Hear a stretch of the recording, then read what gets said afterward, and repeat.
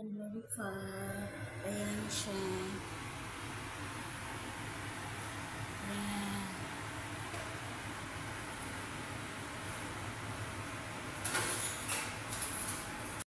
Family day. Ito yung aking chicken lollipop. Ano yan siya, drumstick. Kainaluan ko ng chicken wings. Ano ko lang yan, madali lang naman yan. Alam niyo na, hugasan, tapos yung niya, pinakadulo, gaganyanin mo yung laman para magiging ganito siya, oh. Magiging ganito. Ayan.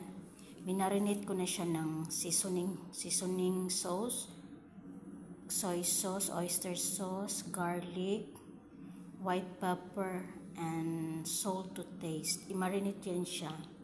Tapos, pag magluto na kayo, magbatel kayo ng 2 itlog. Tapos, i-dip mo siya sa itlog. Tapos, ang gagawin ko, pwede rin namang cornstarch and flour. Pero ang gagawin ko, panko breadcrumbs para maganda siya. Yung gagamitin kong panko breadcrumbs. Pagkatapos sa egg, diretso mo sa dito sa breadcrumbs, then fry. Or pwede din i-rest nyo muna ng 15 minutes. Pagkalagay nyo ng breadcrumbs, i-rest nyo muna sa fridge ng mga 15 minutes bago i-fry. Para dumikit talaga yung panko. Kasi maganda kasi ang panko pag ilagay nyo, maganda ang niya, texture ng yung lollipop, chicken lollipop. Kaya mamaya ipapakita ko sa inyo kung paano. Kasi mamaya pa tong 9:00 ng gabi kakainin. Kaya i-marinate ko muna para manunuot yung lasa dito sa ating chicken lollipop. Yan.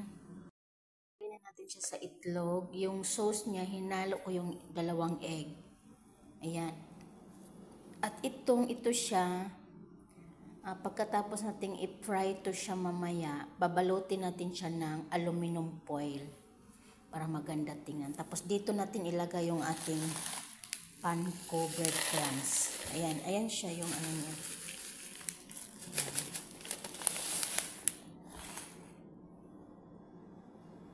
Yung ating chicken. Natin siya ng panko breadcrumbs. Ayan siya. Ayan na siya yung ating chicken lollipop. Ayan. Ilalagay muna natin siya sa fridge. Then, later we will fry.